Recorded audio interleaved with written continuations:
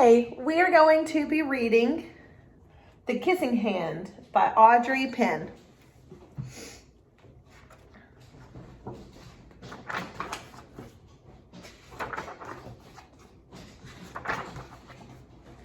Chester Raccoon stood at the edge of the forest and cried. "I don't want to go to school," he told his mother. "I want to stay home with you.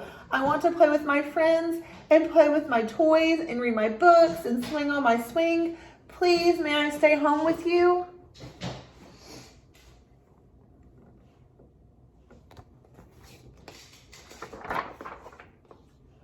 Mrs. Raccoon took Chester by the hand and nuzzled him on the ear. "Sometimes we all have to do things we don't want to," she told him gently, "even if they seem strange and scary at first. But you will love school once you start."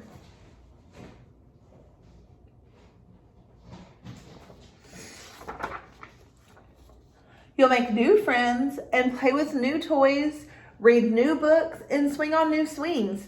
Besides," she added, "I know a wonderful secret that will make your nights at school seem as warm and cozy as your days at home."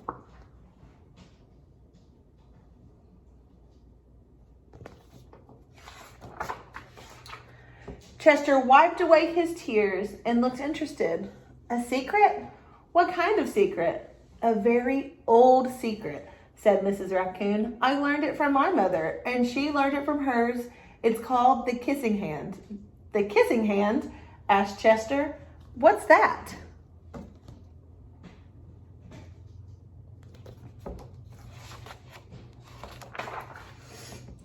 "I'll show you." Mrs. Raccoon took Chester's left hand and spread open his tiny fingers into a fan. Leaning forward, she kissed Chester right in the middle of his palm. Chester felt his mother's kiss rush from his hand, up his arm, and into his heart. Even his silky black mask tingled with a special warmth.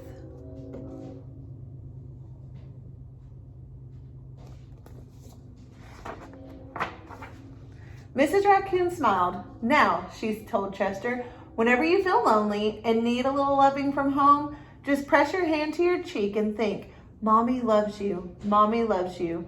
And that very kiss will jump to your face and fill you with toasty, warm thoughts."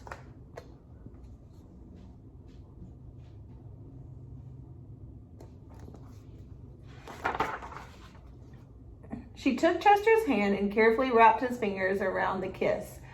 "Now, do be careful not to lose it," she teased him. "But don't worry, when you open your hand and wash your food, I promise the kiss will stick."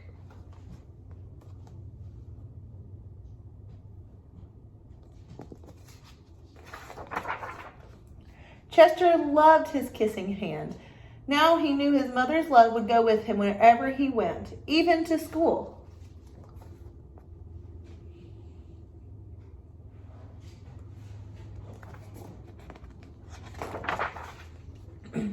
That night, Chester stood in front of his school and looked thoughtfully. Suddenly, he turned to his mother and grinned. "Give me your hand," he told her.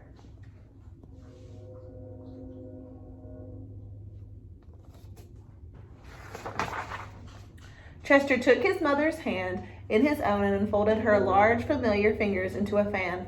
Next, he leaned forward and kissed the center of her hand.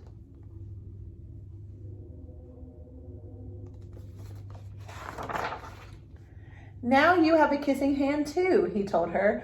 And with a gentle goodbye and "I love you," Chester turned and danced away.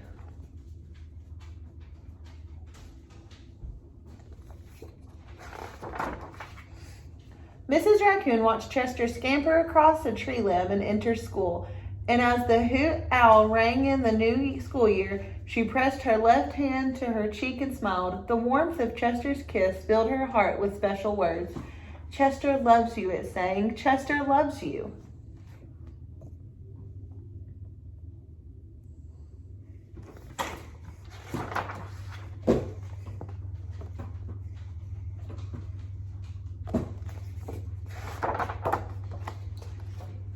I love you.